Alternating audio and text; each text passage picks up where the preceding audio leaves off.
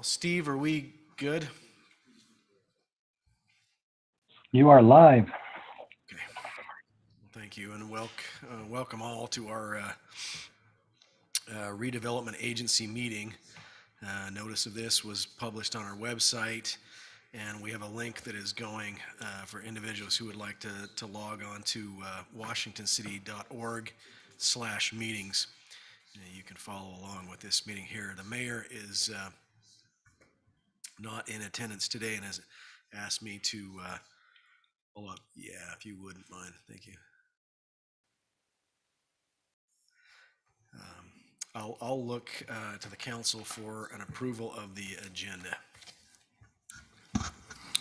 I'll motion, this is Councilman Staley, I'll motion that we approve the agenda for the Washington Redevelopment Agency as posted.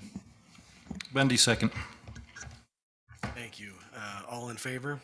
Aye. We'll move on then to item number 2 and be looking to turn some time over to Rusty Hughes, who will take us through a consideration to approve a resolution for participation an agreement between Washington City Redevelopment Agency and the Sienna Hills Auto Mall Association. Good evening, Council. We're going to do just a quick review. Just in anticipation, these are the things I always drive home every time I can get in front of the council, or the agency, I guess more specifically tonight. And I wanted to talk about CRAs a little bit in general and then drill down into this one specifically because it's a little bit different from how we might do things in the future. So these are our goals. This is our why. This is a partnership, and this is our role in this partnership that spans across the region and the state. And we have lots of help in getting projects, economic development projects from the state and from the region. This is a review of a CRA process in general. So, and then I went ahead and filled in some dates just for reference and a review of the Washington City RDA. So, and we should change that to CRA. It's technically CRA, and I think it's confusing. So we'll get that updated. So we formed our agency on May 23rd, 2012. And then there have been 3 resolutions passed since then to draft a plan and budget. So there was one on January 11th, 2017. It didn't go further than the draft plan and budget, one on April 10th of 2018. And then the one we'll be talking about today, and those were different areas, but the one we'll be talking about today is an area that was approved on September 22nd, 2021. So on your briefing document, that's what we're referencing here. The next step was to adopt the project area plan and budget. That was done on November 23rd. And then create an interlocal agreement. In this case, because we're doing sales tax increment sales tax increment financing rather than property tax increment financing, which can also occur in a CRA. We have an agreement with Washington City Council being at the top, the governing board, also being the taxing entity, and then also being the agency. So we have, that's kind of what we went through last time on, and that was approved November 23rd also. So specifically tonight, we're talking about this area. It's called the Sienna Hills CRA 1 site. So this is just for point of reference where that is. And more specifically, this is the project area.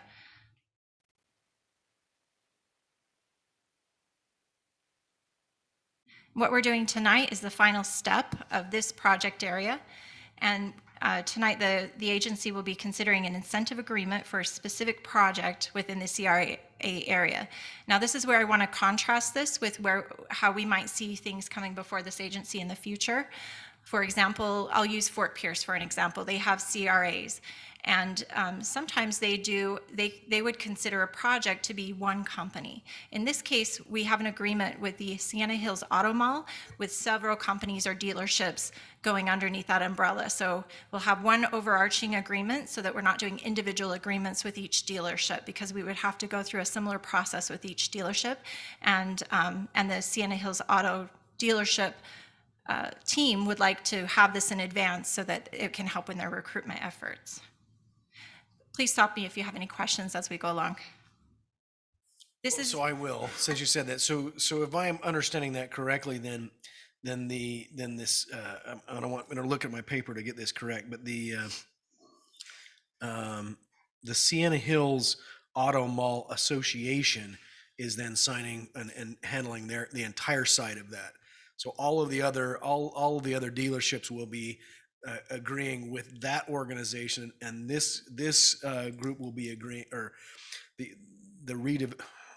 I gotta get my terms. The redevelopment agency, this body, will be agreeing with the Sienna Hills Auto Mall Association. That's correct. That's the way it's structured, yes. Also, I just want to note that everything we did up until this point is in preparation to create the area, determine the project, evaluate the project, and then fund the agency. So right now, with the interlocal agreement, the sales tax increment financing will go into the redevelopment agency. But tonight, we're now considering an agreement between the agency and the Sienna Hills Auto Mall. So that's the final spot. So we could, theoretically, we could do this with another CRA area. And we had talked about doing an overlap area because you can overlap. So that may come before this agency in the future, and the council in the future. But it does not guarantee an incentive up until this point. So number 5 is when, if this is approved, then that would guarantee the incentive. But just funding the agency does not. And those funds can be used in a multitude of ways. This one is very specific. And rather than having agreements with each individual dealership, we're doing this overarching. So it's different in that sense than some other examples you may see. So I just wanted to note those differences just for future reference. This is just, again, I showed this slide last time, but this is the justification for why we're doing this.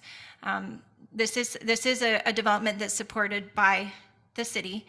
They estimate making a capital investment of about $80 million into the area, which will have property tax implications for all the taxing entities, including Washington City. It is for the development of about 250,000 square feet of space of interior space across 42.57 acres. They're hoping at build out to bring 750 jobs with an average salary of 76,000. And this represents, just for the city portion of property tax revenues, over 680,000 over 10 years. And of course, those property taxes go on. So I just put it in terms of when we're offering this incentive. And then city sales tax is at over 75 million over 10 years if they reach their projections. And if they exceed their projections, of course, that would go higher. Okay, and then I did include in your packet a pretty lengthy incentive agreement. We can go over any page of that you have some specifics about. This was prepared by Adam Long from Smith Harvickson, and I believe he's on the line in case you have any technical legal questions. He's on the line to answer those. But this is just a summary of what's included in the incentive agreement. So this incentive is conditional upon the development of a high-end, high-tech auto mall. So if something else gets developed here, they would have to come before this agency and request an incentive. So if for some reason, worst case scenario, the auto mall doesn't work, then there would be, it doesn't entitle this incentive to whoever might purchase the land or something like that. Rusty, let me ask you a question right there. Sure. So in the incentive agreement, it says term of the agreement is 10 years, but then on the incentive agreement, our packet, it says up to 10 years. Can you just detail what the differences would be and why it would be shorter than 10 years? I think that's legal speak. The expectation is that it will be for 10 years. Okay. So. Okay. Yeah, I can chime in. So I'm, Rusty introduced me. I'm Adam Long. I'm legal counsel for the agency. The way this agreement works is essentially a pass-through of the funds the agency receives under the interlocal agreement that the agency and the city approved at the last meeting. That interlocal agreement runs for 10 years, and so does the participation agreement. It's called an incentive period. It has a drop dead date December 31st, 2032. So it's possible that we pay the incentive for less than 10 years if it takes, 2 years to get a dealership built and cars being sold. They'd only potentially see incentive payments for 8 years. So that's the up to 10 years. Thank you. Okay, and then the sales tax incentive is post-performance. It's a refundable tax credit rebate, and the Sienna Hills Auto Mall will submit an application to the city. We would just double check the figures on that before that's paid. So it's all based, it's 100% proportional to the performance of the project. And then the amount is 0.25%. That's the amount that's going into the RDA, and that's the amount of total sales tax revenues. It would be 0.25% or 50% of the city's point of sale. And that's a little confusing. It's tedious, but CRA code requires cities, or only authorizes cities to use up to the 0.5% in any incentive agreement, because the other portion goes to the state and then is redistributed. So Washington City makes about 1% of the total sales tax produced from this area. So, or in this project specifically. So roughly that's about 25 cents for every dollar would be going towards the incentive. The term again is for 10 years. The project area is only within, the incentive has to go within that project area. So it's within that 42.57 acres. And then the auto mall applies for that at the end of each year. We evaluate it and then we pay that rebated sales tax. Is there any questions? So this is the final step. I mean, we've gone through this probably 4 or 5 times, and so I think that everybody has seen it. I tease with that you're contractually obligated to put those first 2 slides in everything you do. So thank you for taking care of that. But now this will be the final step, and then the incentive will be in place, and the next move will just be building the dealerships, right? Right. So, okay, thank you. And do I recall reading that the agreement starts, was it January 1 of 23? Is that correct? That's when the 10-year term starts? So the idea is to give them some construction time. They're wanting to put in the public infrastructure first and build out shovel-ready sites, and then bring the dealerships in. And so I think the team anticipates to be building in tandem. So building the first couple of dealerships while they're putting in the infrastructure for the larger area. So the first would start probably no sooner of that, just because of the construction timeline, and it would start when the first dealership is in place and selling cars. It seems that I saw like firm dates on there. I'm just going back to memory, but it seems like I saw dates that started January 1st of 23 that sunsetted December 31st of 32. Does that sound right? Yeah, I can chime in. So when we look at the interlocal agreement, what that agreement says is the city is giving the agency this portion of sales tax revenue generated here for the time period from January 1, 2023 through the end of 2032. So that 10-year period. The participation agreement, which is what's on the agenda tonight, is essentially a pass-through of what the agency gets under the interlocal agreement. So hypothetically, if they're up and running 6 months from now and selling cars, they won't receive any sales tax rebate payments for that 6 months. Although we think that's probably unlikely. So the goal here is to capture really the meat of the first 10 years of operations. And that's why we have the January 1, 23 date as the start date. So it basically gives them a year to get up and running, to get operational. That's how I understood it when I read through the agreement. Yes. Okay. Well, it does that, as well as it's really kind of designed to incentivize them to move quickly, so that they can maximize the short tenure span. That's correct. This agreement is not with the individual dealerships for 10 years each. It's with the auto mall and all the dealerships that would fall under that umbrella for 10 years, a total of 10 years.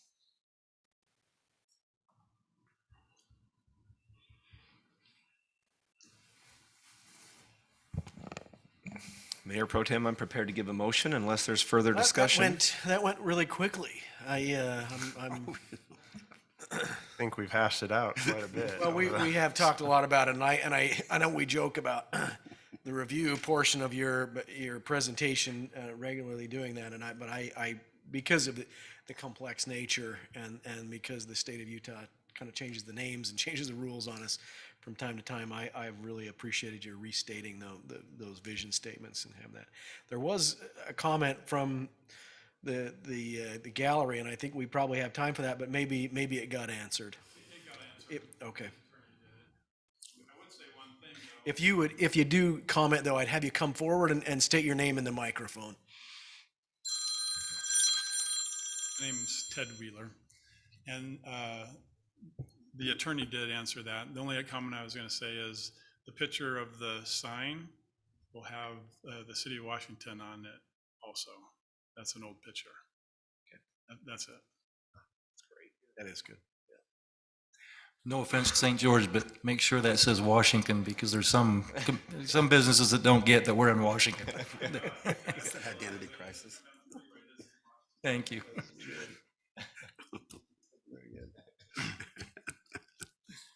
Councilman, I think you were maybe thinking about making a motion. I'm ready if you are, Mayor Pro Tem. I will entertain a motion. All right, I'll motion that this body approve a resolution for a participation agreement between the Washington City Redevelopment Agency and the Sienna Hills Auto Mall Association, Inc. for the Sienna Hills 1 Community Reinvestment Project area. Second by Coates. Okay, we'll have a roll call vote. Councilman Ivy, Ivy, aye. Councilman Coates, Coates, aye. Councilman Bundy, Bundy, aye. Councilman Staley, Aye. Ward, aye. I'll look for a motion to adjourn unless there's any other business or items that need to come while this body is convened. I'll make a motion, we adjourn this meeting. Bundy, second. All in favor? Aye. Thank you.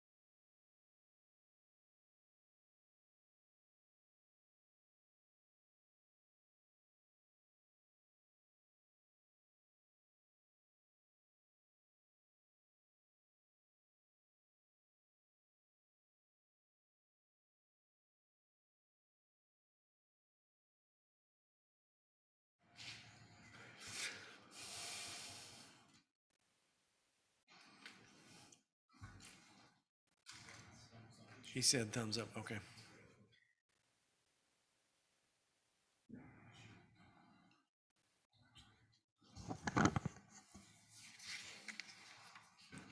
He's gonna. I think so. Well, I'm going to welcome all those who are in attendance here, both in the room as well as those that are joining us on our YouTube live link, which can be found at washingtoncity.org/meetings. Mayor Nelson is traveling today and has asked me to fill in. My name is Douglas Ward.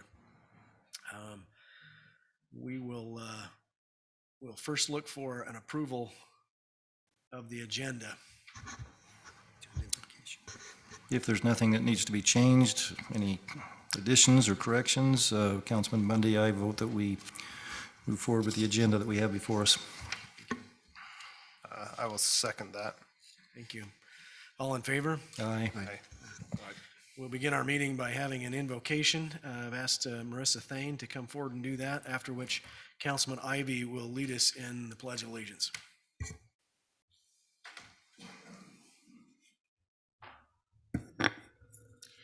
Our dear, kind, gracious Heavenly Father, we are so grateful to live in this beautiful and free community, and we ask Thee to bless our leaders, to guide them, to make decisions that will keep our community safe and productive. And we ask a special blessing on the soldiers serving to protect our freedom, that they can be protected and kept safe. And we say these things in the name of Thy Son, Jesus Christ. Amen. Amen.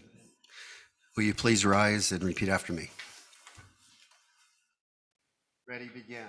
I pledge allegiance to the flag of the United States of America and to the republic for which it stands, one nation, under God, indivisible, with liberty and justice for all.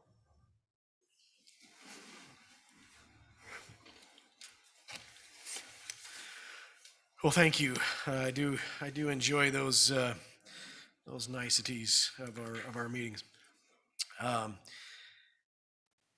Any announcements that need to come before the body? Seeing none, I'll ask for any abstentions, declarations of abstentions or conflicts. And seeing none, I will move on to our consent agenda. Item number 4. Item number 4A is a board audit report. Consideration to approve the board audit report for November. Item number B is the approval of the minutes. This is a consideration to approve the minutes from the City Council meeting of 11/23 of this year.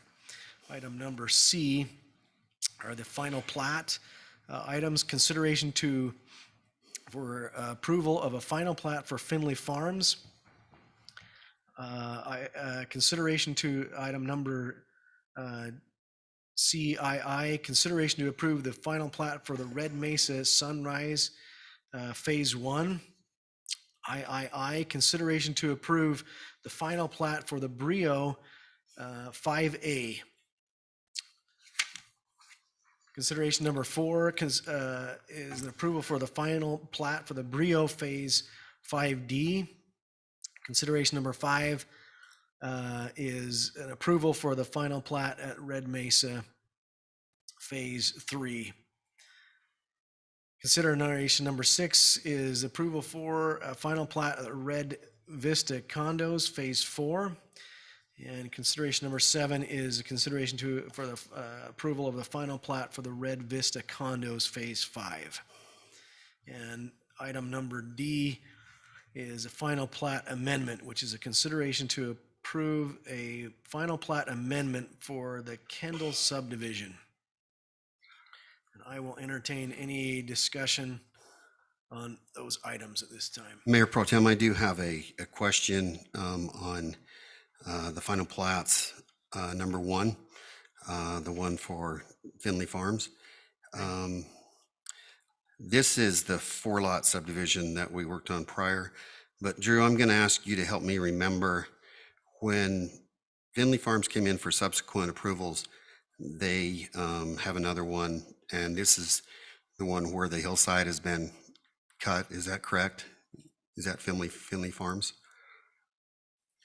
Yeah, Findlay Farms has, I don't know if it's been cut, but it's been scratched off. They took off like the growth and everything on that slope, but not associated with this particular phase. Not with this issue, Yeah, but it's the same subdivision or the development. You're you know correct. if that went to Hillside for that? No, it it did did not? not. No. And did they say that it, did they make comment about that? Because it runs in my mind that there was something about it and they indicated they wouldn't need to go to Hillside for that. No, what happened was they came in to do a plat amendment to the planning commission and yourselves, and that was the night you tabled it. And then you tabled the project to the south of it. That's, can't remember what the name of it is, but due south of it as well. And you told them to go back to Hillside. So they withdrew their application for a plat amendment, a preliminary plat amendment. But the other ones then signed up for Hillside. But subsequently, this development has come in, and I think they're in the process of applying for Hillside. To go through Hillside now? That- Okay. For that future phase, that final plat that will come to you at a future date after, again, they go through Hillside. So Has there been any consideration about what the phase that we're talking about right now, where you say they did scratch off the surface? this one is not near that. It's quite a ways over. This is closer to the high school. Okay. In that area, it's just that 4 lot that we had. They had to buy it from the property owner to extend to get the road because they had to put utilities. And then the guy said, well, I'm not just going to sell you enough for a utility easement. So we made them buy enough that they had to put in 4 lots, this full street and everything else. So that's what this particular 1A is those 4 lots. Okay. And so the other will come back That- and yeah. to Hillside. And to Okay, my thank you. understanding, they have I don't know if they've officially applied, but they're getting their application readied to turn in so we can set a date with the Hillside. Okay. Appreciate it. Thank you. Mhm. That's all I have, Mayor Pro Tem. Thank you. Any other questions, concerns, comments? Mayor Pro Tem, I'll make a motion to approve the consent agenda as outlined. Thank you. Councilman Coates. Bundy, second. Roll call vote, Councilman Staley? Aye. Ivy, aye. Coates, aye. Bundy, aye. Ward, aye.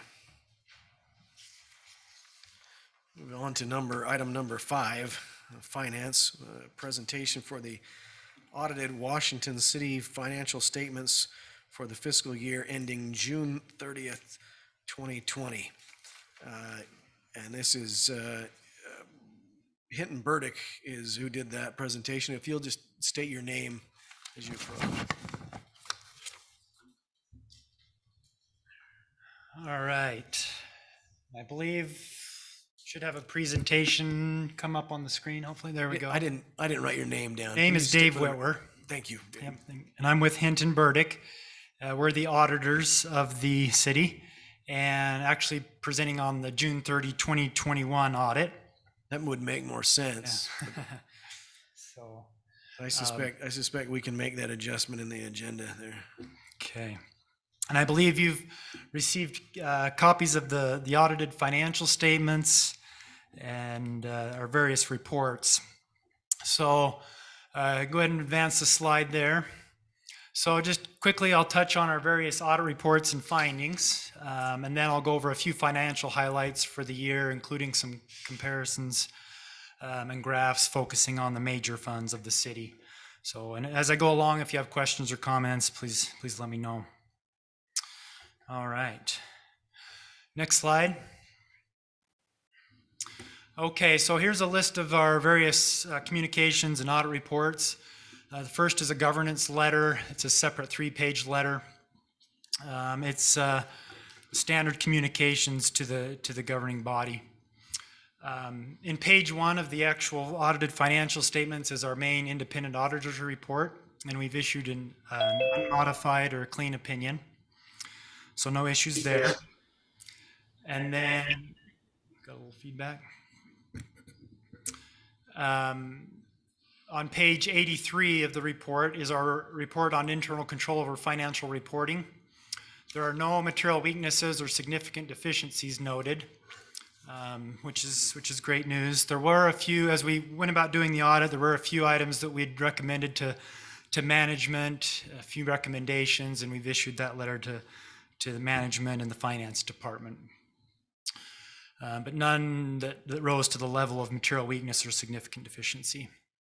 And then on page 85 is our report on state compliance. We've issued an unmodified or a clean opinion there as well. Last year, there were 5 non-compliance findings. The state auditor's office puts out a guide that we're required to look at certain areas, and there were 5 issues that we identified last year. 4 of those 5 have been addressed, so that's great news. So those 4 have been cleared for fiscal year 21. Excuse me, would you share what those 4 are? I'm not sure what you're referring to. The 4 the compliance findings. Those would be listed in last year's audit report. Okay. So for this year, there's only 1. And the one that's remaining is on page, if you go to the next slide, page 89 of the report is the one finding that remains is budgetary compliance. So for fiscal year 21, there were several departments in the general fund and 2 funds that had expenditures in excess of the budget. And the main factors that contributed to those budget overruns were COVID expenditures and unexpected activity near fiscal year end. As I'll touch on a little later, the city received over $2 million in CARES Act funding for the coronavirus relief funds, and the majority of that was spent in fiscal year 21. So management's response to that finding is on page 91 of the report. So again, just down to that one last compliance finding. So, and then with the CARES Act coronavirus relief funds, because the city received those funds, they're federal funds, and spent over $750,000 in the fiscal year, the city was required to have a separate single audit for the year. So, and the major program that was tested was the coronavirus relief funds, and there were no single audit findings from our single audit. So, any questions on any of the audit reports or findings? Okay. All right, let's move to the next. You can go ahead and jump to the next slide as well. So look at a few graphs here. I'll first focus on the general fund. So this information comes from the audited financial statements. This shows the 5-year trend of the balance sheet for the general fund. The pink line is the liabilities. You can see just under $6 million. They're down a little bit from the previous year. That's mainly due to about $700,000 that was deferred last year of CARES Act funding that had been received and hadn't been spent. And that was carried over to fiscal year 21 and spent in fiscal year 21. The bottom blue line is fund equity or fund balance. You can see there about 11.8 million. So a significant fund balance there. It's an overall increase from the previous year of about 4.2 million. The majority of that 11.8 million is unassigned fund balance, so it's not tied up in anything. So the city's fund balance in the general fund continues to be on the high end. The state did change one of the findings from last year, the compliance findings is that the general fund's fund balance was too high. It was over the state maximum. The state did change it, the percentage from 25% of revenues to 35% of revenues. So with that change, even with the increase in fund balance for fiscal year 21, the city is just under that requirement. So the city is in compliance there. Moving to the next slide. This shows the revenues and expenditures for the last 5 years of the general fund. You can see significant increase in both revenues and expenditures for fiscal year 21. Part of that is due to, as mentioned, the CARES Act funding. There was about 2.3 million that's recognized in fiscal year 21 that's bumping up both revenues and expenditures. So overall, you can see revenues are quite a bit more than expenditures. So overall, it's $7.4 million net increase before transfers, and over a $4.8 million increase after transfers out. The city budgeted for an increase in the general fund of nearly $900,000. So obviously that increase is a lot more than what was budgeted. The main factors being revenues were, some revenue line items were significantly over budget, mainly sales tax, intergovernmental revenues, and charges for services. And then many of the expenditures were under budget. So let's jump to the next slide. This will show the expenditures for the general fund, comparing fiscal year 21 to fiscal year 20 by function. I'll just point out a few of the significant changes from the previous year. So public safety, obviously the big change there. You can see a change from the previous year of about 3.1 million. And that's mainly due to COVID-related expenditures in the police and fire departments, as well as capital outlay in the fire department with a new fire truck and participation with the Hurricane Valley Fire District. So, culture and recreation or community center expenses, they're up nearly 500,000 or 22% increase. And again, that was mainly due to COVID-related expenditures.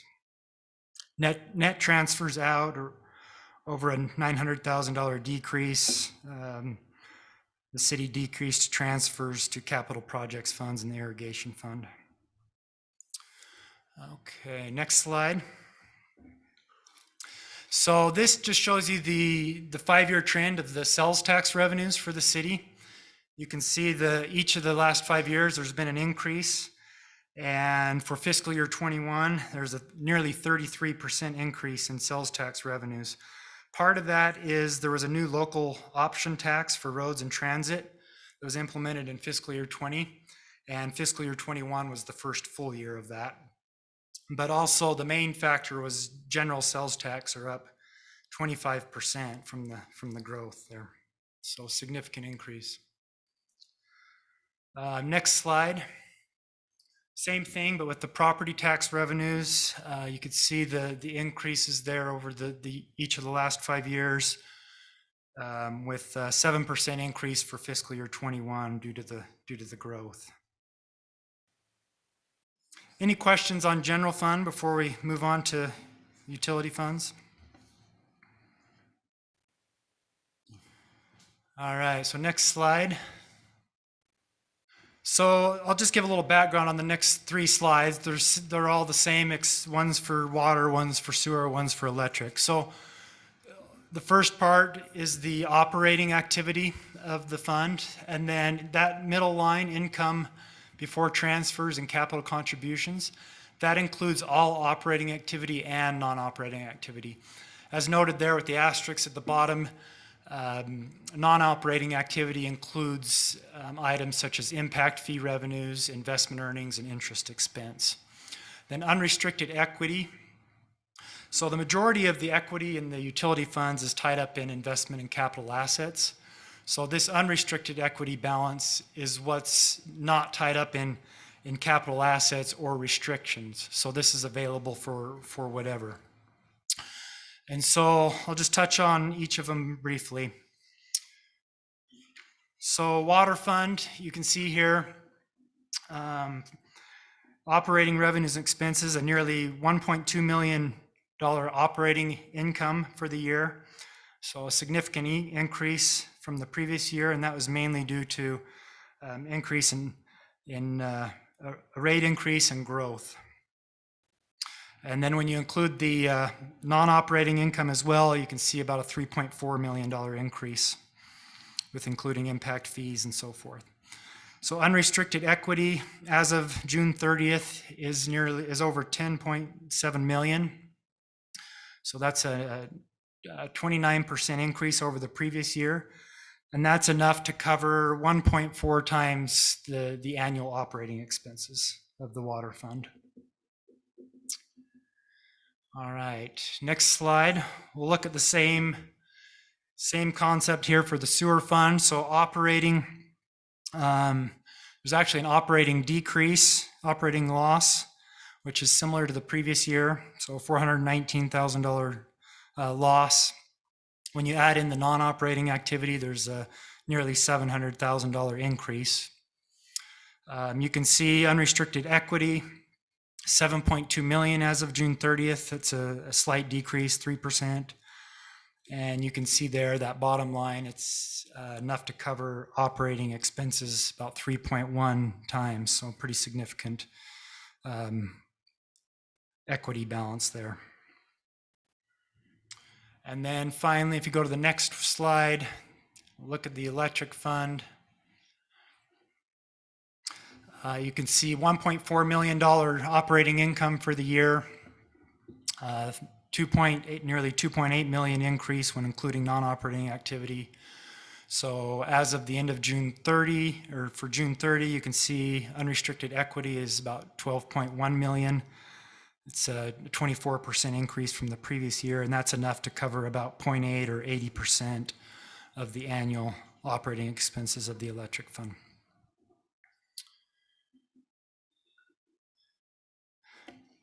All right, any questions on that before we move to the last slide? Okay, we'll go to the next one. So this just is a quick summary of the remaining funds of the city. So I'll just point out a few of them, and this is the total equity in each of these funds. So CPF stands for Capital Projects Fund, SRF is Special Revenue Fund, DSF is Debt Service Fund. So Capital Projects Fund Recreation, the increase there is mainly due to impact fees and transfers in exceeding capital outlay and transfers out. There was an increase in park impact fees. The majority of that 7.2, nearly 7.3 million at fiscal year end relates to restrictions of unspent impact fees. Similarly, for the Capital Projects Streets Fund, you can see there nearly 10.8 million at the end of June 30. Again, there's the increase is mainly due to impact fees and transfers in exceeding capital outlay for the year. Just quickly point out a couple others. Third from the bottom, the Fleet Fund. The cities had a separate internal service fund for the fleet department for a number of years. And beginning in fiscal year 21, that was closed and rolled back into the general fund. So that's why that's showing now as zero for fiscal year 21. Storm drain and irrigation, pretty significant balances there. Most of that balance is tied up in capital assets, investments in capital assets. There were significant current year capital contributions, non-cash related.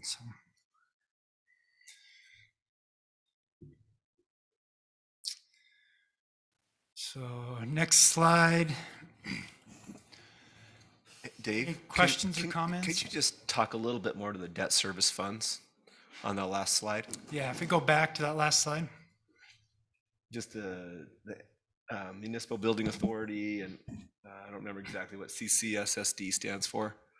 So, yeah, the Municipal Building Coral Authority, Canyon yes, bonds. Coral Canyon Special Service District. Okay. So those debt service funds are essentially set up to cover the debt service payments on the related debt. So whether it's the... And I'm trying to remember what we still owe on with the Municipal Building Authority.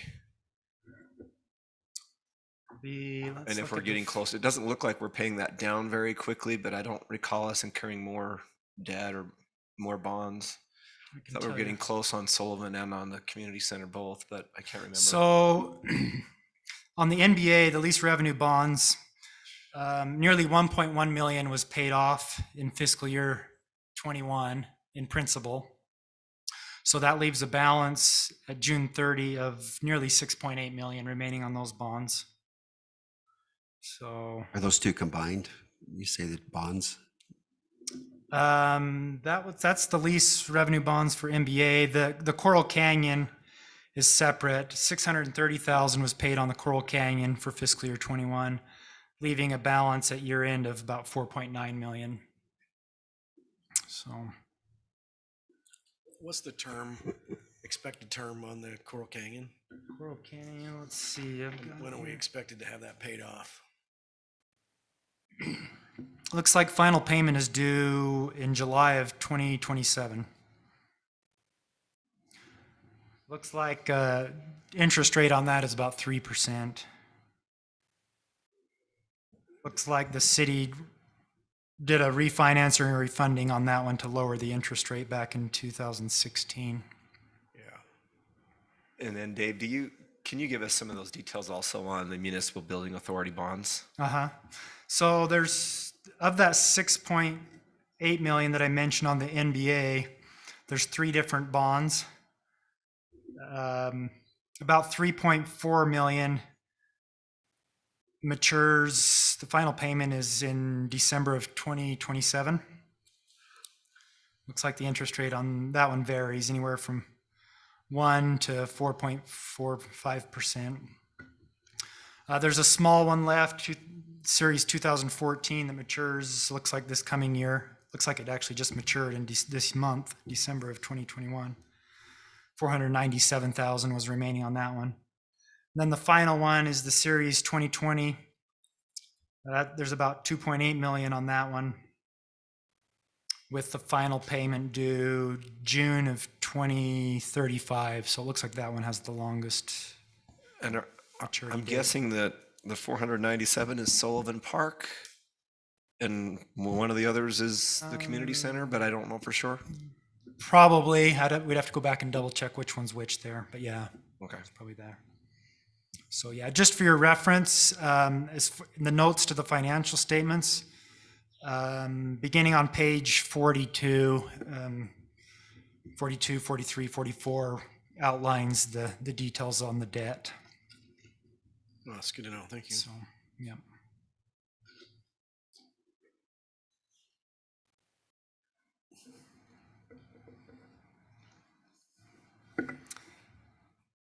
Yeah, I know the city's had several bond refundings in recent years to lower the interest rate, so on some of those bonds.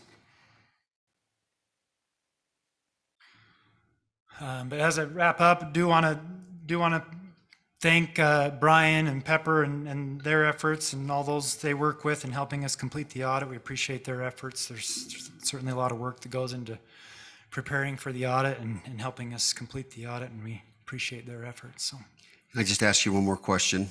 As I read through the information, it was tantalizing, it was. So the only discrepancy amounted to just transferring of funds. as far as that compliance finding, yeah, it was basically the city budgeted for a certain amount, and the city ended up spending a little bit more than what was budgeted. So yeah, Okay, yeah. thank you. And good question. And I believe the general fund in total was under budget. It was just there were several departments that were over budget. So, yep. So, but yes, exciting information, I know. All right. Anything else?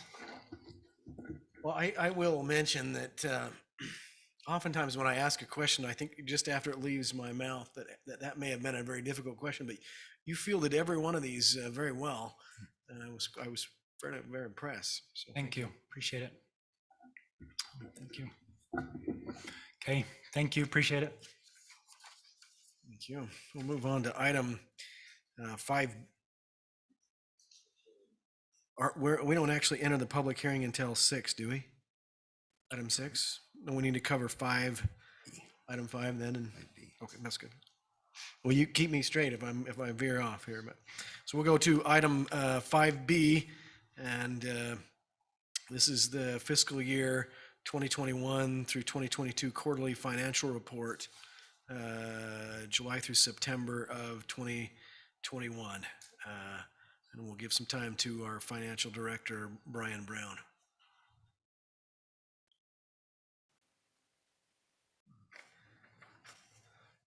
Good evening, council.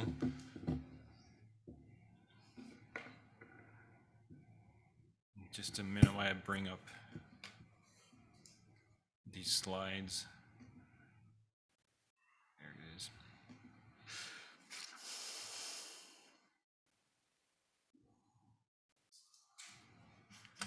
All right, so I'm reporting on the July through September, the first quarter of this fiscal year. And in your packet, we list, I know it's 10 pages long, and it has a bunch of accounts on it. But in there, it lists all the accounts in the actual budget and the actual expenditures. So we give you all that so you can look at it. And this quarter, should be about 25% through the budget year. And so we kind of look at what budgets are over that 25%. Now it may depend because all the budgets paid out at one time. So we try to look at that and review that. And my kids tell me all the time that accounting is boring and accountants are boring. So I tried to keep this brief, this one, and to the point, and point out key factors. Well, it's not always boring, but it's always bad when it's not. If you're a city and your finances are not boring, that is not a good thing. Agree. So I just tried to point out some of the highlights and the keys for this first quarter, because we're roughly in 3 months. It's hard to tell, but right now as we're into this quarter, it's trending like last year. I mean, you look at key things like sales tax, so here's all the accounts, and we're showing all the revenues and expenses for each account or fund. And so with this, and this is comparing the last 3 years of revenues and expenses. And this only includes July through September. So you can see we're trending, our trends are still going up, things just continue to go on. So this year, one of the major things in the general fund, sales tax over last year is up 19% in the first 3 months.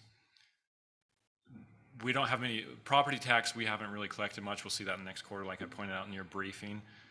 The other item, and I pointed out in the briefing, is building permits for this first 3 months compared to last year are over 24%. So we're up 24% from last year in this first quarter. Some of the other key points, and once again in the general fund, the golf course, we're trending just like last year, and last year was our record year. Also, the community center is off to a much better start this year. Their revenues are up 53%. So we continue to see growth just like we are last year in our revenues. Now, expenditures in the general fund, when I looked at the general fund, most of them are right at 25%. There were a few funds, the fleet, and that's one we need to go back and look at because we did move it over and make sure we have some cost allocations in there. We need to go make sure they're set up right and that's working. And also there was in the general fund, the non-departmental, it was over because we made an insurance payment of lumps, and that's once a year, so it threw it over. So I have no concern. We have no concerns in the general fund with expenses. We'll continue to monitor it next as we go on. Now moving on to the enterprise funds. So I broke these out by operating and non-operating because sometimes it's hard to see how their operating is doing versus their non-operating. And so when I went down through these, I mean, water treatment, they're down a little because when I looked at the regional pipeline, last year during this time we made 2 payments. This year we only made 1. So we need to go look at that and make sure that we have all the bills and everything's tied out on that. And cost, the electric or power is up due to the cost of electricity. And then irrigation, that one's down. When I looked at it, it's mainly wages. So we're going to go back and look at that and see why wages are lower on that. So other than that, that's where the enterprise funds stand this quarter. And as I pointed out in the briefing, we're trending similar to last year. The only thing is that's a concern right now is inflation. And as I mentioned in the briefing, we're in a yellow traffic light situation. So there's no reason to hit the brakes, but the world policymakers are monitoring it and watching what's going on with inflation. So that concludes the quarterly update for this time. The next one will be in February. Do you have any questions regarding the quarterly update?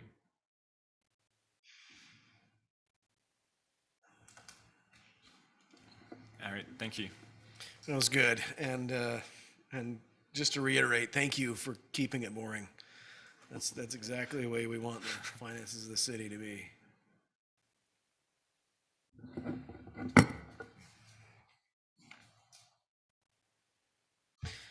Item 6A, this is a public hearing for the consideration to open and amend the 2021 and through 2022 fiscal year budget. Brian, I'm guessing that you're considering that to be your lead into this, or do you want to say anything more about this opening? Okay. So we are looking at amending the budget. This is our second budget amendment of the year. Again, let me pull this up, share my screen. So while he's doing that, our plan going forward, Brian and I, is to bring the quarterly report every quarter and also whatever budget amendments are necessary that quarter. And that's one of the ways we're attempting to make sure that we continue to keep the budget in line so that next year we don't have the finding that we had this year. But Yeah, so we'll continue to bring them to you quarterly. Now, if there is an exception that comes up where we do need to do a separate budget opening, where we say we need to come out, we need to have a different one, then we will also, we may bring a different one to you, other budget openings at different times. So here's the budgeting opening for this time. So the original budget was 97 million, and then we're amending the budget to 100 million. Now, if you look at the change over there, it says 3.1. Now that's technically not true. Our accounting software will not allow us to break out the last budget opening. So if you look down here, right here, this 1.5, that's what we did at the last budget opening. So this budget opening is roughly 1.5 million. It's our accounting software. I tied it out with showing the total with all these items 1 through 9 are the new budget items for this budget adjustment on December 8th, and then everything else, this one line item was, like I said, back in August 25th. So here's the details for the budget opening. So this gives you a summary of each item. On this, just to know, item number 3, that's the potential, and then also the fire brush truck. What doesn't show up here, because up here only shows expenses, but down here in the revenue, right, this top line item, we increased the budget, the actual revenue side, by 162,000 that were received for the Montana deployment. So that'll actually help cover that brush truck purchase up here. So these, like I said, 1 through 9 are the items we're adjusting on this budget item. Brian, is that the brush truck that we share with Hurricane Valley? no, this would be a new brush truck. I thought that we had approved to buy a ladder truck and a brush truck with them. I'm just wondering if this is maybe just our half and they're paying the other half of it. I think that other one was a separate. This is a new, new purchase, and I think this one, my guess is it'll probably be used at our stations. Correct. We'd have to ask Chief. Well, that's my guess. So, like I said, 1 through 9 is the budget items we're amending this time. Do you have any questions about the budget adjustment we're doing this time? Ryan, would you just speak briefly about the CARES funding, where we're at there, and the ARP money, and what we've received, and what those numbers look like? So the CARES funding is completely spent. We had to spend it, and that's part of the single audit that Dave discussed about.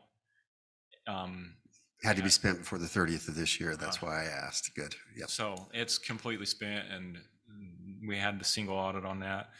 On the ARPA money, we received 1.7 million, and I think it was a few months ago. I don't know the exact date. I think that was roughly half of it. I think you're right. So does that show in the budget, just in the general accounting, or is it a special line item for the ARPA money?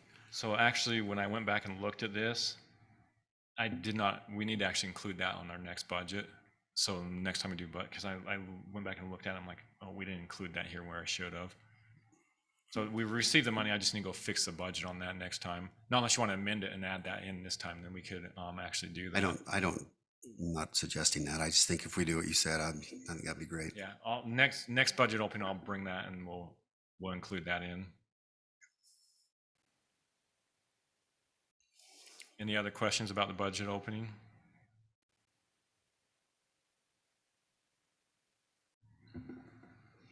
All right, thank you. Okay, thank you. This is a public hearing. Tara, received an email from you that we did not have any electronic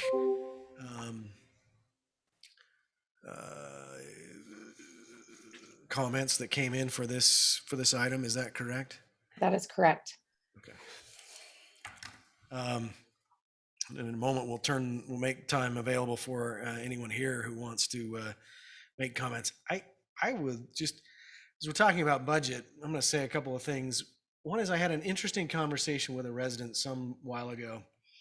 And he wanted to, he had some technical capabilities and wanted to actually do an improvement of the way that the city actually displays the way their budget is set up and expenditures.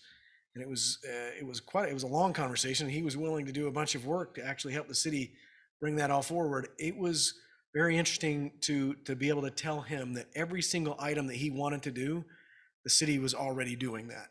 The city has access for all residents through their website to see their expenditures, even some very good analytical tools, as well as drill down into the invoice level of items there. And the city and the staff have worked very hard to be very open, even going to some of our events like Cotton Days and setting up a booth to tell people that those tools are there and that they can use them.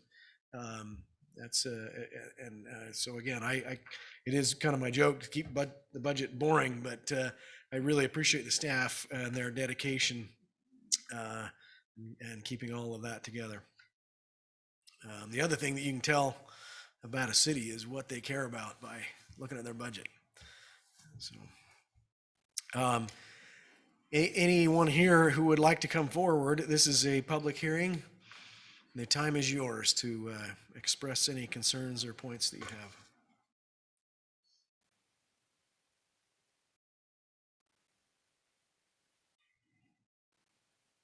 Okay.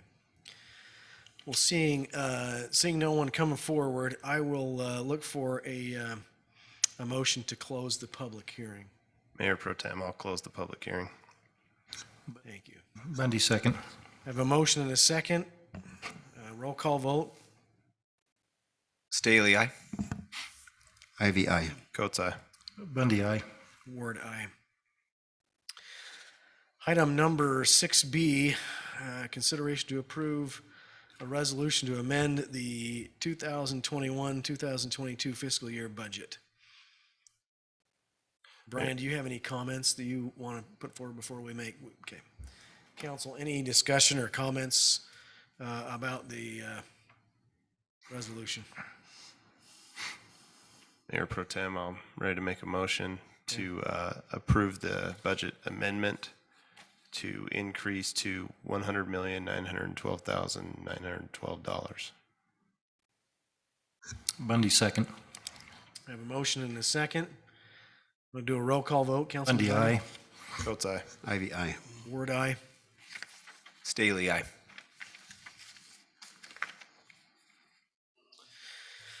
Item number 7 is a consideration to award a bid for the Main Street substation.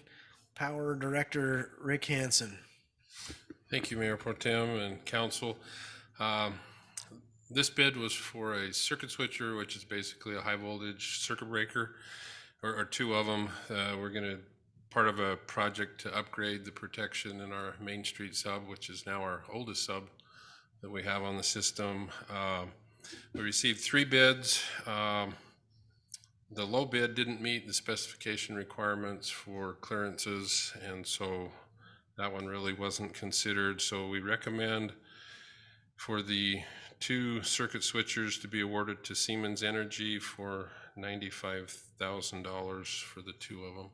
And this will be the first of several pieces of equipment that will go towards that upgrade.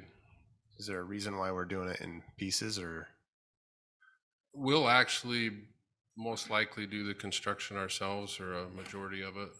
And so, to be honest, with the delivery times and materials and things like that, we'd hope to have this in before next summer. That's not going to happen. So right now we're kind of collecting the materials we'll need for next fall to do that construction. Okay. So if you got any questions, it was hopefully in your briefing documents. So Rick, I see the low bid for the Siemens circuit switcher. How about the Transruptor?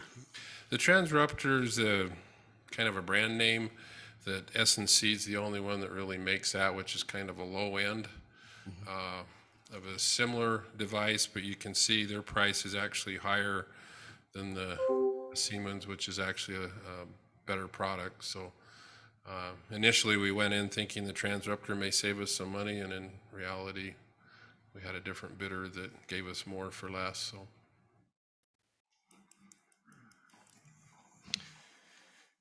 Mayor Pro Tem, if you're ready, I'm happy to make a motion.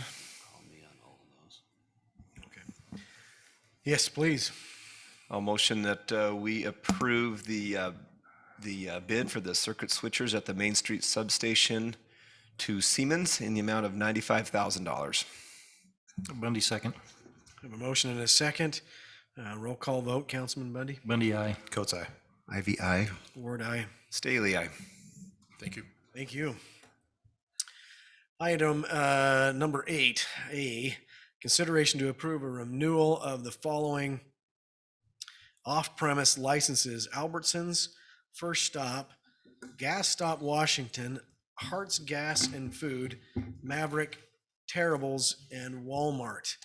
And we'll turn time to our legal counsel. Thank you, Mayor Pro Tem and Council, if I may. I intend to be brief, but there is some substance, both of a training nature and then of a law nature within our city code. Local consent, I think, is an issue of training. So other business licenses, such as, a lot of the businesses that operate in our city, do not have to come before the council for a council action to approve the renewal. But alcohol licenses still require that. And so the reason why these license types are treated a little differently than just your other businesses is because of the nature of license that's been issued. As all of you know from our discussion back in March and April, there's elements of our code that have not kept up with state law. And so you'll notice in these agenda items, some of the license titles are not reflected in our code. And so I mention that simply as a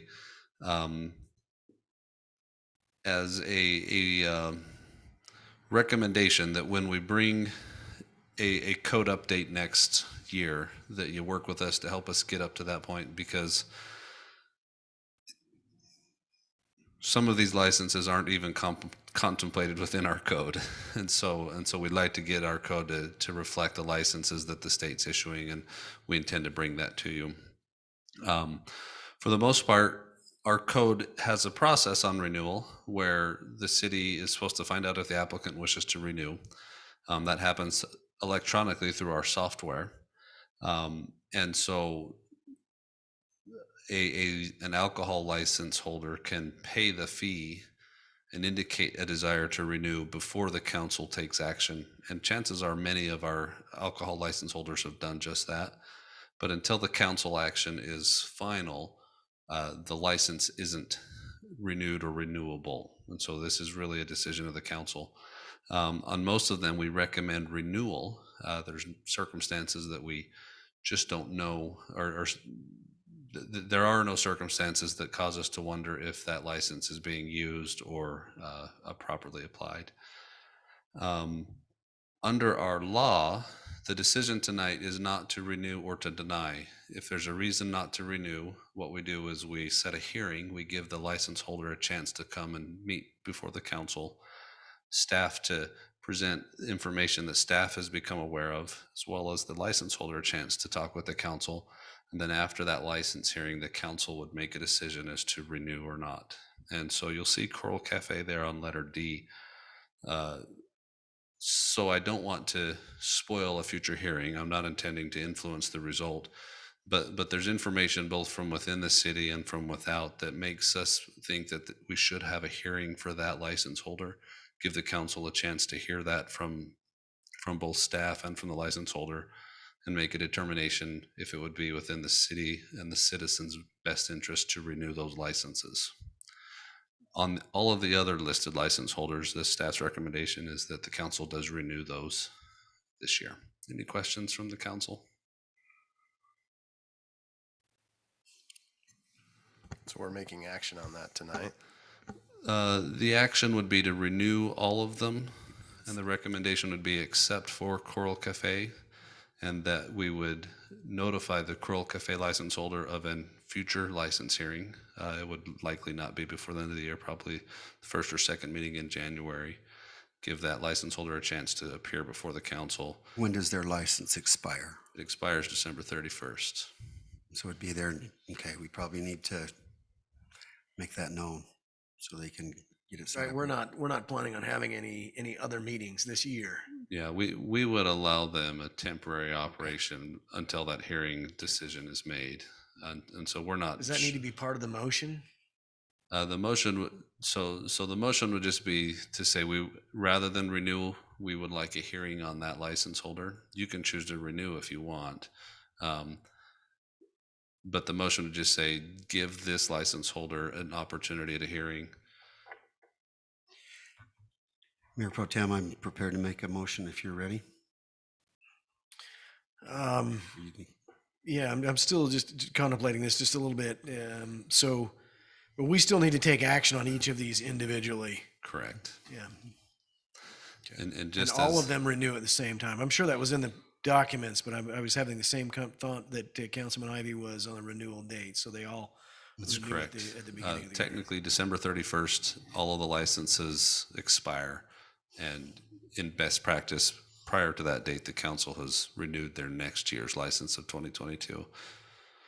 And what type of license, because we've got these in 3 different sections, what this would actually follow in the item 8B if we were renewing it.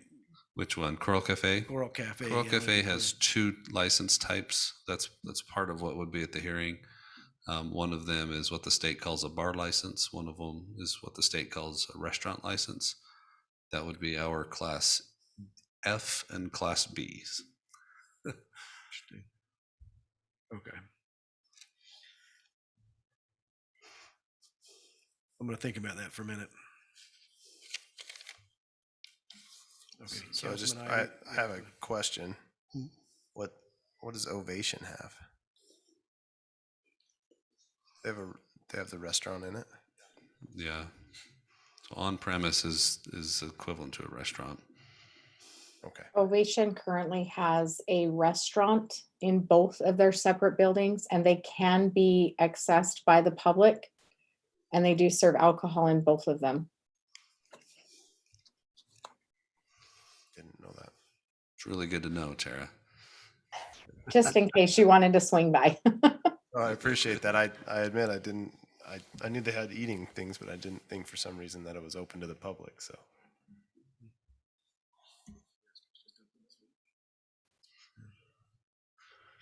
We're still kind of talking on that. Any other comments, conversation that you want to bring forward? Okay, Councilman Ivy. Thank you, sir. Make a motion to approve the renewal of the following off-premise licenses: Albertsons, First Stop, Gas Stop Washington, Hart's Gas and Food, Maverick, Terribles. Also, I'd make a motion to approve the renewal of the on-premise license for Blackbeard Diner, Don Councilman, Pedro's. if I may, I think you just skipped Walmart on that off premise. If you'll also just add Walmart to that. So you think they would want it too, probably? We would like them to renew, yeah. Okay, we'll add Walmart to that first one and then continue with the B, where it's consideration to I approve. think, do we need to bring those? I think we need to vote on these separately, right? Do we? Yeah. Do we need it separately? That might keep the motion more simple too. Okay. All right. Do A there and we'll vote on it. Man, I'm just so excited to get. And off premise is sales that are not consumed at the sale location. Okay. We can only tolerate so much efficiency and. We've been so great tonight. Okay, well then I'm going to make a motion to approve the renewal of the following off-premise license: Albertsons, First Stop, Gas Stop Washington, Hart's Gas and Food, Maverick, and Terribles, and Walmart. Staley will second the motion. I have a motion and a second. Roll call vote. Councilman Staley? Aye. Ward, aye. Ivy, aye. Coates, aye. Bundy, Councilman Bundy? Bundy, aye. Councilman Ivy, I'll keep you going if you want. We'll just move right on to item B. Thank you, sir. I make a motion to approve the renewal of the following on-premise licenses: Blackbeard Diner, Don Pedro's, Ovation Sienna Hills, Red Robin, Gourmet Burgers, Royal Thai Cuisine, St. Helens Restaurant, and Sports Bar. Second by Councilman Coates. I have a motion and a second. Staff, do you have any comments you want to interject here? Any other comments on the motion? We'll do a roll call. This isn't really a public hearing.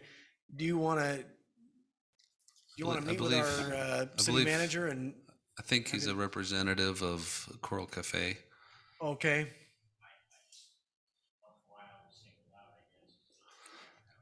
I'm going to have you hold, and we'll on the motion that we're bringing forward for yours. I'll let you come forward. Okay. So we're going to do a roll call vote. Councilman Staley, aye. Ward, aye. Ivy, aye. Coates, aye. Bundy, aye. Reluctantly. Let me take this one. Councilman Ivy. Oh, we're going to move on. Okay. Councilman. Tag team. I'll make a motion. We approve the renewal of the following on-site premise recreational license for Coral Canyon Golf Course, Green Springs Golf Course. Staley, second. I have a motion and a second. Councilman Bundy. Aye, I guess. Coates, aye. Ivy, aye. Ward, aye. Staley, aye. Okay, item number 8, D, is a. If I may. So Mayor again, Pro Tem. now this is listed as a discussion, so we may have some posting problems with this at this point now. No. The council can either choose to renew those licenses at this time. The legal recommendation is that that the council resolve that the city send a notice of a license hearing to this license holder. Right. That would either be a letter from my office or the recorder's office. It would indicate the date and time of a license hearing. I've intentionally been vague as to some of what is known because I don't want to poison this council as to this holder's hearing rights at a future hearing. And so all I've said and all I want to say is the city's aware of information both from internal and external sources that we think the council should hold a hearing. Okay. And I don't want to suggest anything further than that. At the hearing, the council will hear what they hear. They'll be able to hear the license holder, and the council will then get to make a decision on renewal. Okay. Does that answer your question, sir? Well, did you want to come forward?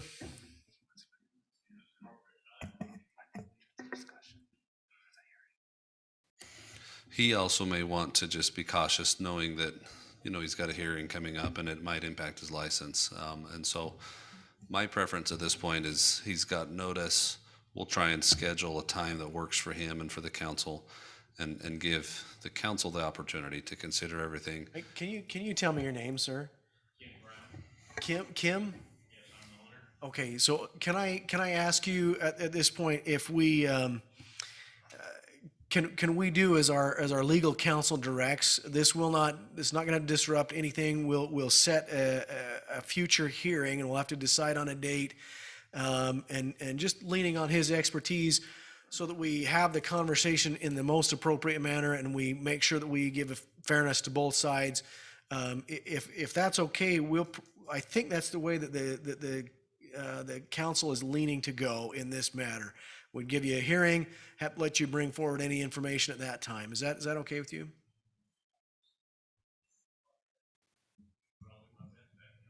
Okay. Well, so with that being said and that being read in, I'll turn to the council and I'll look for a motion on item 8D. Mayor Pro Tem, I'm prepared to make that motion. I'll motion that on item 8D, we send a notice of license hearing to Coral Cafe with a date and time for any applicable licenses. Can we amend to have it in January? The meeting? Absolutely. January's fine, yes. That we send a notice of a license hearing to occur in January in regards to their licenses. And Councilman, if you just want to maybe add that with the council approval that they're allowed to operate until at least the date of that hearing. And I would amend that, add to that motion that they are allowed to operate with the current licenses until the date of that hearing. I will second that motion. So, and then just as a comment on the motion there, so we usually put a date on those kind of things, but needs to be worked out by the staff to figure out a date for that. Yeah, we don't do these often. The question that I think we'll resolve with Jeremy and hopefully with the license holder is, do we do it as an agenda item in a regular meeting? Do we give it its own date and time? And so we haven't planned or set that out at this point, and we'll need to do that before we know the exact date and time. Okay, thank you for the clarification. I have a motion and a second. Councilman Coates? Coates, aye. Councilman Bundy? Aye. Councilman Ivy? Ivy, aye. Ward, aye. Councilman Staley? Aye. Okay. Thank you for that, and we'll move forward then. Item number 9 is a report of officers from their assigned committees.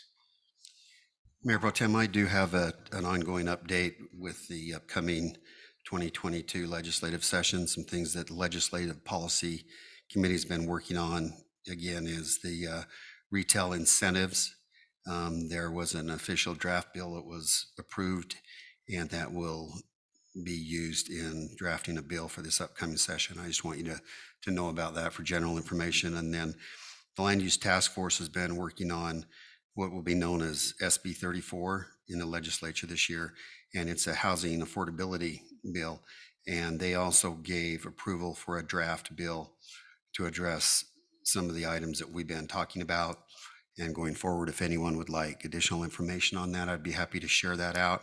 But it addresses, Mayor Pro Tem, it addresses our concerns that we have here in Washington with affordability issues and those type of things that we've discussed. But that's all I have. Thank you. Do they have the language and that pretty well put together? They still have to go through the whole process of amending and working that out. Yeah. So as far as the Land Use Task Force, and they've worked out the language and put it into a draft that the legislature will now use. That language that they know has been approved by the task force and by the legislative policy. Interesting. Thank you. So Mayor Pro Tem, I have a couple items on the solid waste district. Please. We've had a significant, we have problems with trash and litter along the streets, and we've worked, especially along Telegraph and the Washington Parkway. We get hit the hardest because everyone has to come through Washington. So we went and one of the items that I met with the manager out there, and we discussed some options to help mitigate some of those unsecured loads that are coming through from construction entities, and he asked for help from Washington City. And so we got with the manager and the police chief here in Washington, and they're going to have a pretty strict no tolerance policy going forward with unsecured loads. And we want to get the word out. I think we've put it in our newsletter, and let people know that that's going to be happening. Our goal isn't to ticket people. Our goal is to have less litter on the roads. And so that's what we're going to move forward with that. I think the biggest trash we have is from construction companies not securing their loads is what I've seen.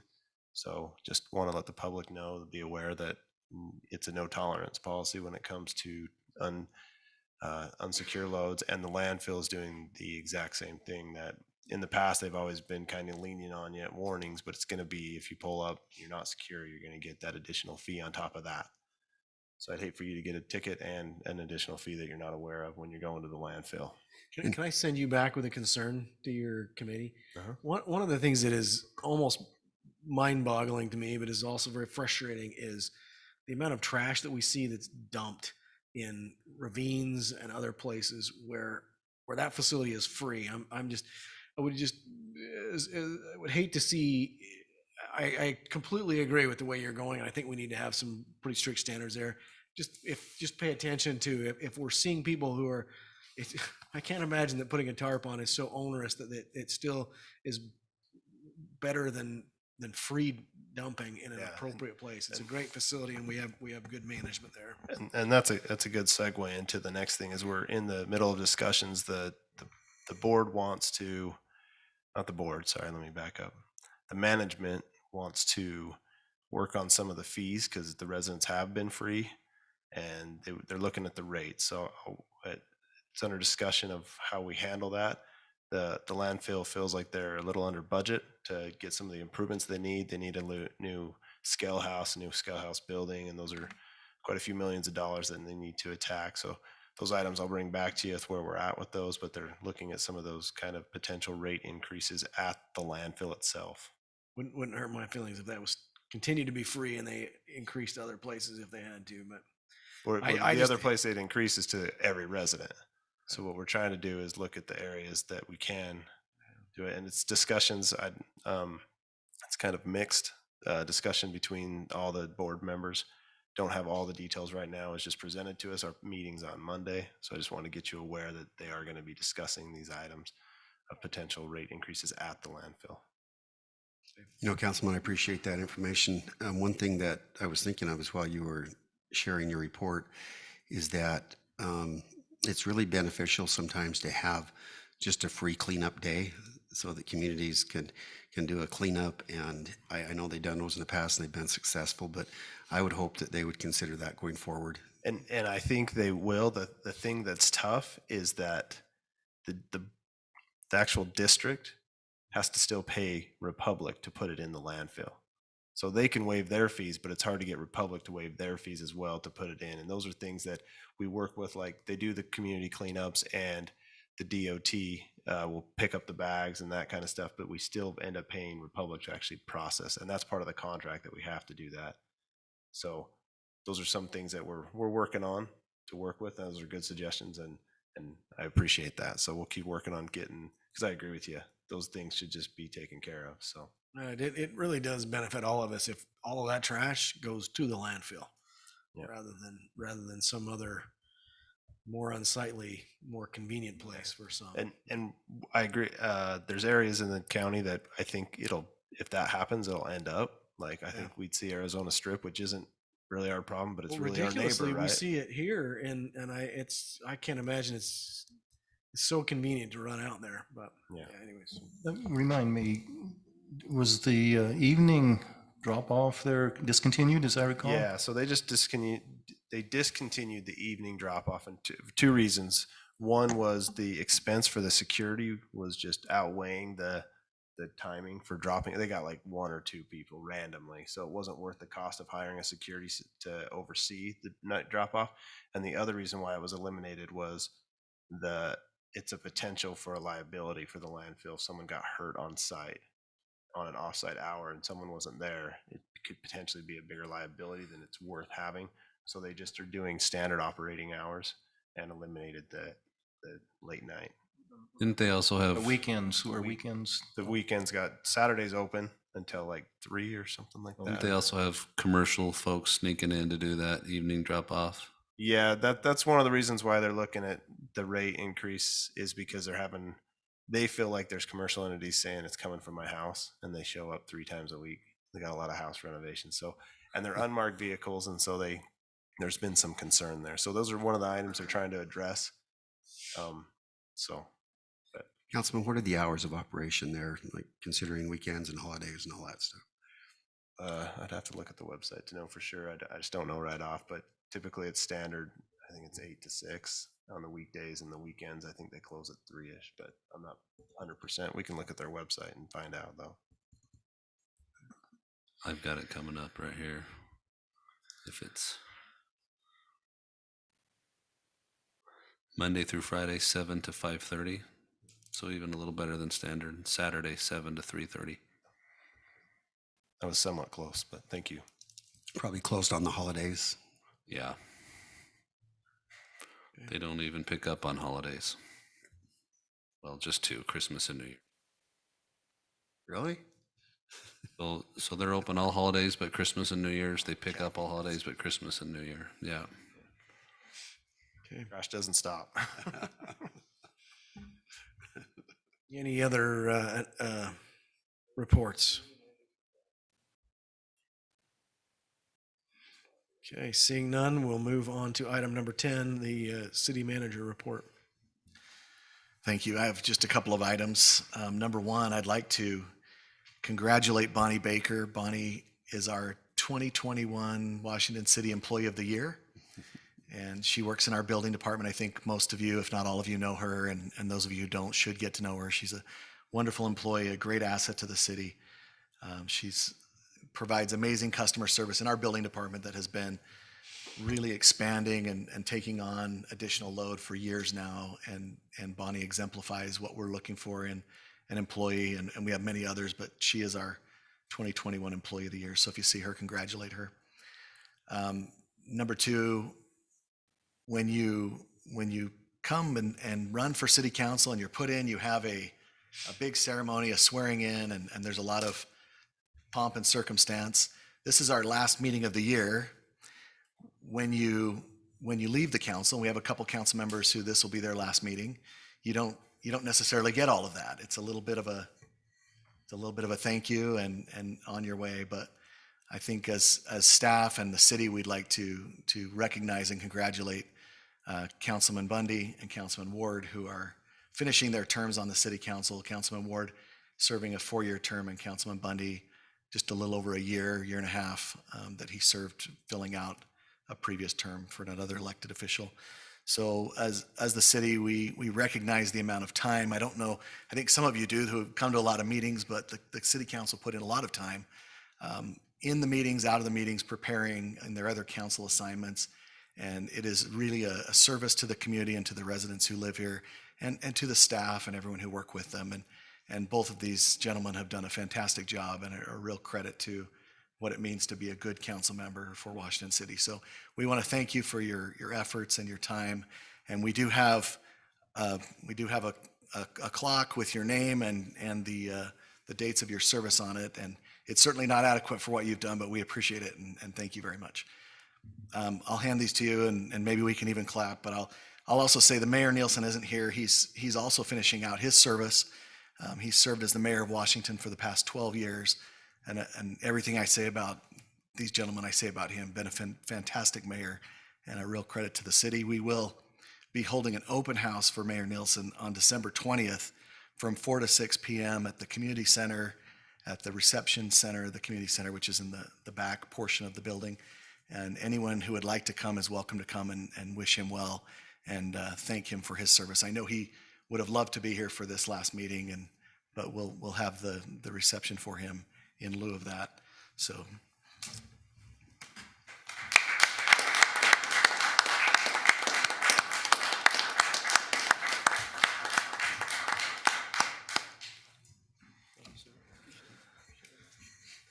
Councilman Bundy, it would be appropriate if you would like to say anything.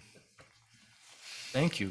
Thank you, City Manager. Thank you all, Council, for the opportunity to have been here. I've said this a few times, but I can't think of anybody I'd rather hang out with than you guys. But it'll be a life change to kind of go back to, a little quieter Wednesday evenings, I guess. And as You can still come hang out. well, I could, You don't I have to suppose, leave. but You can just sit out it'll there. kind of be meaningless. But as the manager mentioned, there's a lot of time involved in studying the material and going to the assigned meetings and such. But also would like to note that Mayor Nielsen spent a lot of time prior to being the mayor, being elected as the mayor, devoting a lot of time to the city through planning commission and so forth. And so there's a little more to it than just being here, but his service has been well spent and well appreciated. So thank you. Thank you, Councilman Bundy. Yeah, this is, I'm sad not to have the mayor here, but it's been fun for me on my last meeting to be able to conduct the meeting and get the last word in actually too. So I have a very strong belief in public representation. I don't believe it's perfect, but I do believe it's a good system, and it is there's a great need for, there's real power here. There's a great need for us to maintain beautiful cities by electing and putting in place good people. I hope that my service has inspired others to step forward, and I hope my fondest hope for Washington City is that we look around our neighborhoods and find the best among us and guilt trip them into putting their name forward and representing. But it's been an education and a pleasure to serve with the gentleman that I serve with here, as well as others of the previous council, as well as the staff. They professionalism, intelligence, and dedication. It has really been a pleasure to hear a multitude of diverse opinions and bring them together and let a vote decide on the end and to see things move forward in our city. And again, it's truly been my pleasure to serve. It's been wonderful to be a part of our city, and I have expanded my love for the place that I call home.